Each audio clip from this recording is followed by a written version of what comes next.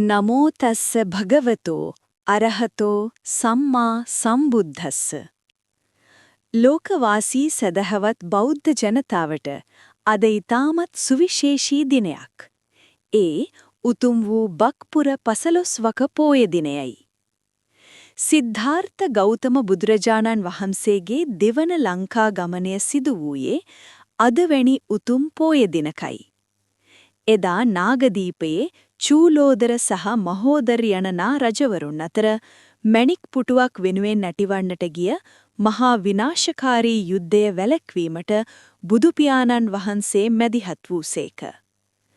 වෛරයෙන් වෛරය නොසන්සිඳන බවත්, මෛත්‍රියෙන් පමණක් වෛරය සංසිඳන බවත් දේශනා කරමින් ඒ රජවරුන්ගේ සිත් තුළ සාමය උදා කළේ අදවැනි දිනකයි. අද අප රටටත් මුළු මහත් ලෝකයටත් අත්‍යවශ්‍ය වන්නේ ඒ උතුම් සාමය පණිවිඩයයි. ඔබ සැමගේ සිත් තුළත් මෛත්‍රිය සහ කරුණාව පිරී ඉතිරේවා. සැමට පින්බර බක්පුර පසළොස්වක පෝය දිනයක් වේවා.